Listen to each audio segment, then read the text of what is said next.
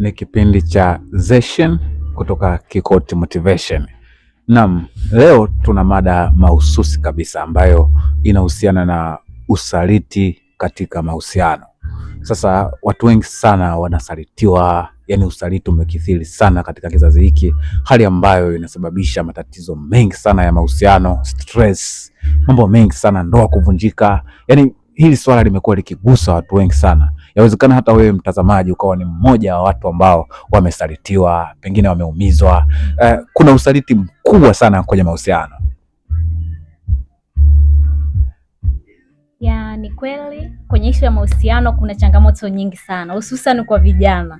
Vijana unajua tunapitia changamoto nyingi sana za kusalitiana, tuaminiani, na ishu kubwa inayopelekea usaliti ukatokea ni tamaa.